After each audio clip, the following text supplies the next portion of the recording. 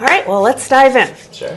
So I'm going to start with you, Mike. So as the Democratic Town Chair, how could you define Southbury's Democratic vision for the next 5 years? Great question. So as far as Democratic Town Committee goes, we're always just trying to find people who want to give back, who want to, be part of the community, who want to serve the right way. Certainly, Tim mentioned dialogue. I think that's a big deal. I think communication needs to be improved. I think traditionally Southbury is a little bit of a good old boys club, and I think the Democratic Town Committee sort of represents a little bit of a newer Southbury. I think we're more diverse, more the people who are kind of moving in. Now that doesn't mean we want to change the town fundamentally. Okay, we love Southbury. We just want to see a Southbury that works for everybody. And so I think one of the things I think we generally promote is greater cooperation between boards and commissions, greater cooperation outside of Southbury with other towns, and yes, with state officials, with federal officials. I don't think Southbury is an island, and I think we have to make sure that we have 100%. Partnerships, because a lot of things are bigger than Southbury. Tim mentioned the Southbury Training School. That's a Southbury problem, but it's a state-owned property. We have to be having more dialogue.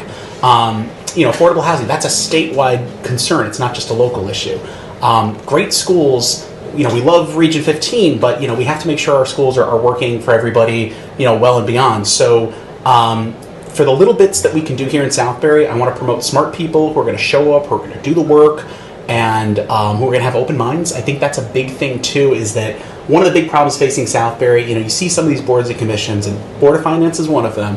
I respect the people who have served on there, but some of them have been there for decades and decades. And I think you're risking a lot of stagnation and a lot of, this is the way we've always done things. And maybe that is the right way, but if you're not even questioning, what if we do it this way? If you're not even open to those conversations, if you're not looking at things with fresh eyes, you're really risking falling apart. And, Tim mentioned, I think the other thing, I'll close with this, I do think Democrats tend to be a little more focused on the future of Southbury.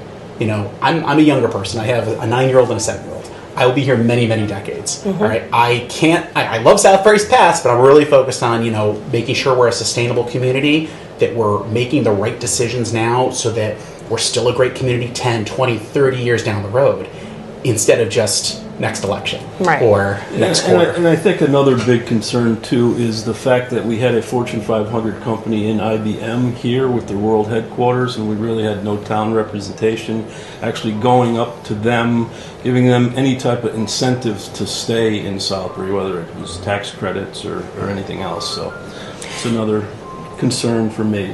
Sure. Like you said, communication is the key to any relationship, and you really need to have that communication opened in every avenue. So let me ask you a question then, since you brought that up. What would you have done differently if you were first selectman in that role and you found out that IBM was thinking of leaving? Yep, so I definitely would have had an open communication with them. Kevin Bielmeyer was the economic development director at the time. I would have gotten together with him and actually gone up, talked to the IBM representatives up there to try to have them consolidate their subsidiary companies to the Southbury location. It was their world headquarters. They ended up relocating to New York and consolidated their subsidiary companies and moved to, I believe it was Armonk. What was their main reason for leaving? Do you know? That's a good question.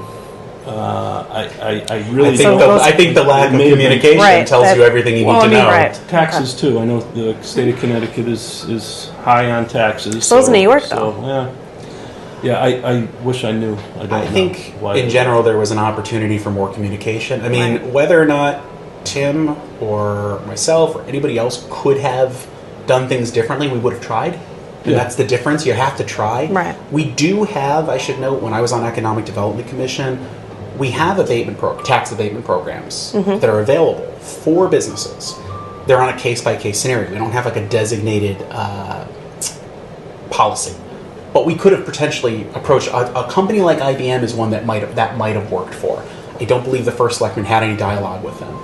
The worst case scenario, at least you know a little bit more. It helps you in the future. You know, just communicating. Even if you get a no, you better understand the capabilities.